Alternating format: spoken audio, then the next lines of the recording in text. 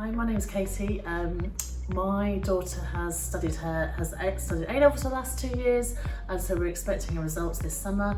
She stayed on at her school sixth form and studied A-levels and is hoping to study sport therapy at university.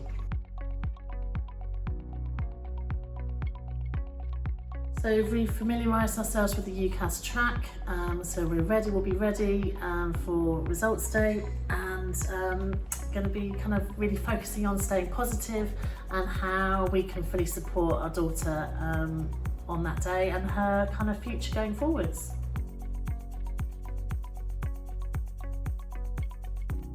My daughter probably went to 5 or 6 campuses of different institutions in person to look round. We felt that was really important to go in person. She then made, on my suggestion, she made a list of kind of just some notes after each one, and then she kind of combined that in an Excel spreadsheet.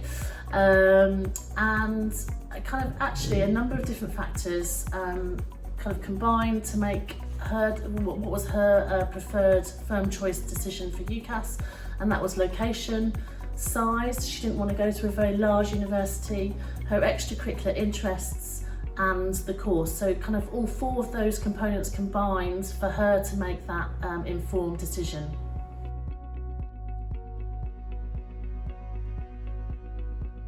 For results day, we'll have all the necessary information ready, like her UCAS ID and obviously her A-level grades.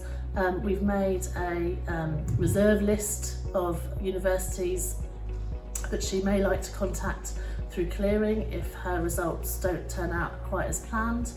And more importantly, we've got some key questions that she could ask those universities on those clearing phone hotlines.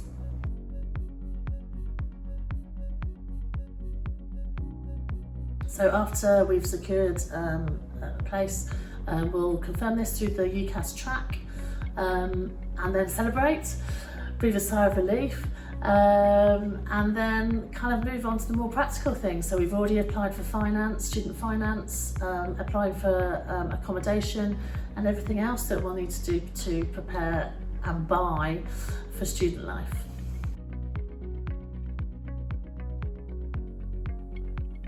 So at the moment we're kind of post-exams, so we're in a nice kind of lull of it being pretty calm, and I imagine that the intensity will ramp up nearer we get to results day, and really kind of up till then I'm just going to encourage her to stay positive, the need to stay flexible, and to remind her that there are some really positive outcomes to come from the clearing process should we have to go down that route.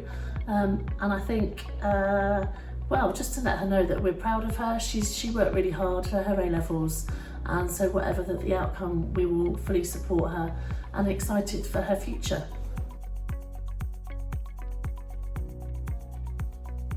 So my 3 top tips to parents would be, firstly, to see that clearing can be actually a positive process and can present lots of new opportunities to your child, and to embrace that. Secondly, you need to stay flexible and have that kind of flexibility in that approach. If possible, try and get your child to lead you kind of down whichever pathway that they choose. And thirdly, it's really important to celebrate them, celebrate their efforts, celebrate the new future that's ahead of them.